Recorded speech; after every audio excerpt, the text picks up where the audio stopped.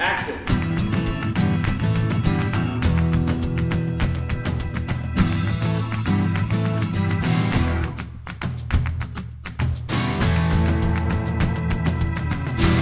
And cut. Let's check that. Beautifully done. Feeling a little stressed out. I'm stressed out. You're crazy. Let's use the word freely as if it gives us power. I love Steve Dallas, and I love the friendship between Steve and Ben. He's so honest. I really wanted to have a character who everything he said was the truth to him. Compulsively honest person who will literally call out every embarrassing situation. Please, can we stop all this bickering? A man died here, a very rich man. Can express his feelings to some degree, but is avoiding something. Have you been having difficulty distinguishing between real and unreal?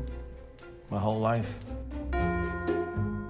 Ben is the most fun person in the world, and he's very erratic and impulsive, but he has a problem. He's not really functioning in society. He may be this idealistic guy that you sort of envy, his commitment. You don't know what I'm fucking with!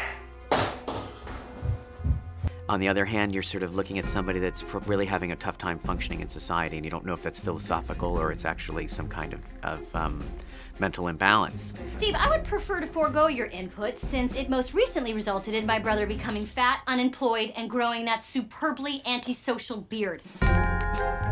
She's the adult, and I think she's frustrated with that. Why did she have to end up being the adult? How come she has that responsibility? But someone has to corral these kittens and make them go in the right place, or they're just gonna, you know, ruin everything. Maybe you better run along and get high so at least one of us can forget we had this conversation. Angela is a complicated character because Angela, on the one hand, is too good to be true. And then when we find out a little bit about her, we learn that she's the kind of person where her life has led her to this place. And is she really believe in it? Is she really sort of blowing with the wind? You don't believe in growing! You don't grow! You're a tumbleweed who blows around whenever the wind changes. But what we learn is maybe that's part of her problem also, is that she does that as Terry accuses her to hide. That's the thing about friendship. It's a lot rarer than love because there's nothing in it for anybody. I think this movie is about relationships and dynamic between how human behavior and how each person's different, and when something dramatic or traumatic happens in a family, how you can either become closer or can tear you apart. What happened to you? I'm still me. Bullshit, you're Ben Light. I'm Ben Prime. I'm still the same guy from 6th grade. To me, what the core of the movie is about friendship and about why two people are together and what they do for each other, and as life goes on, what sustains that friendship.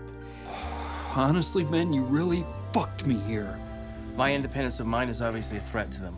The relationship between Ben and Steve is they're just codependent on each other, and it's sort of like an old married couple. They've been together for so long that they don't really know what to do without each other. I'm sure it's scary to take fixing me off your list of things to do, because all that's left is fixing you. I think he knows he needs to change. On the other hand, it's just going along the way it is. From the opening of the movie, you hear what he wants and how he sees himself.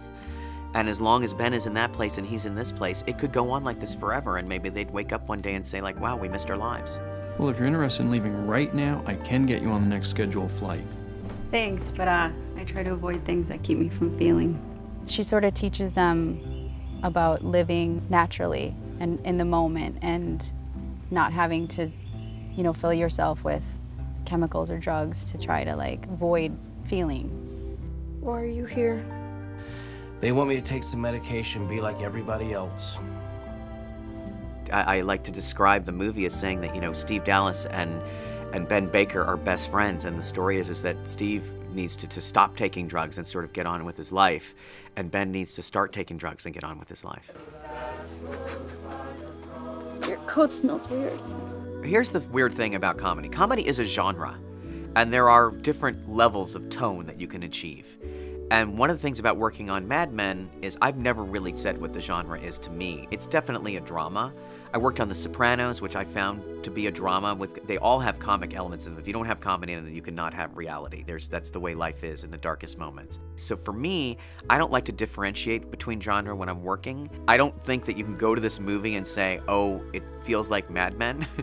But one of the things that it really does have in common with Mad Men is it's constantly going between these tones. There are scenes that are very heavy with jokes in the middle of them. My dad died.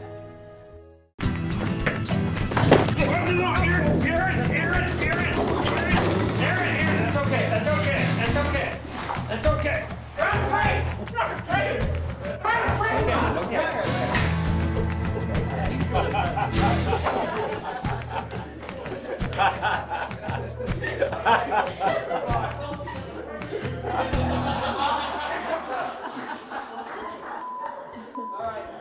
My biggest concern was how to get these actors into the part, how not to waste a couple of weeks with them sort of struggling to figure out who these people were. And to me, that always comes down to casting. You know, Owen Wilson is who I wrote the script for 9 years ago. It took me 8 years to get it to him. It was the kind of thing where I knew that if he read it, he would at least hear his voice or something, what his voice sounds like to the public. You don't know what? This is what we've been working for your whole life, to inherit this money. What Owen has, and what I wanted him to be, this person, is he has a vulnerability to him. He has an almost egolessness that sort of makes it so that Steve can get away with doing a lot of crappy things, and you're kind of like, what are you gonna do? Would it be so bad to take another 2 or 3 weeks before you do whatever bullshit you have to do? You mean teaching disabled kids? Oh, now they're disabled. Honestly, it's like an actor's dream. You know, you feel, and they're so comedically great that I'm just learning so much by watching them. Got some kind of free fall going on in there, but you hide it all under this veil of charm that people prefer to real interaction. You think I'm charming? I wanted Angela to be someone that people were not that familiar with. I wanted a chance to introduce this person to the audience, like when you're watching a foreign film and you're like, that person is the character.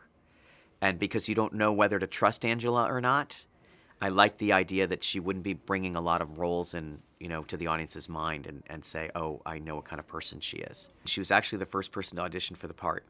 Right away, I was like, I could hear strength, a little bit of ethereal quality, some shyness, and warmth.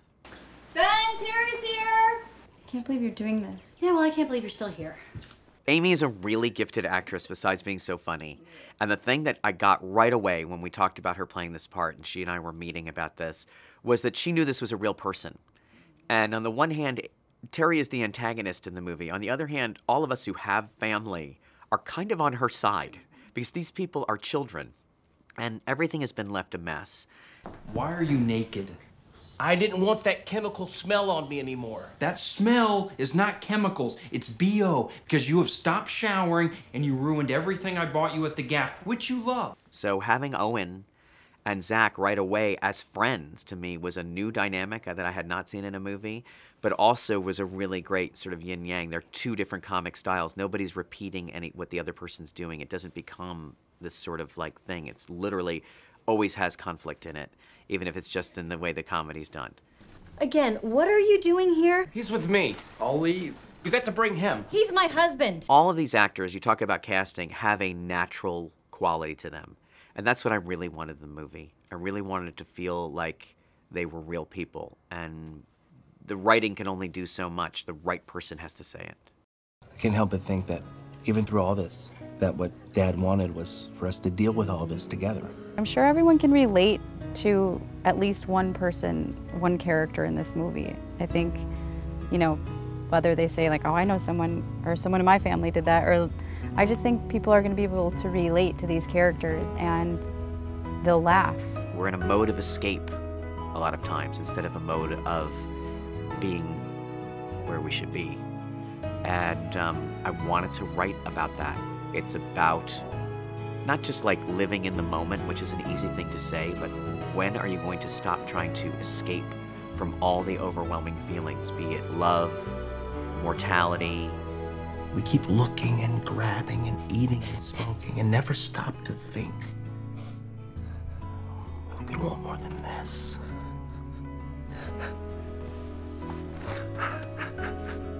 I like entertainment that I don't feel follows a formula. And it's not quirky to like be quirky. It follows the rhythm of life. But I think you'll go see this movie and you're gonna laugh a lot and you're going to recognize something from your own life that you may not realize other people even notice. It has a very sort of universal experience. You're here. That's all that matters.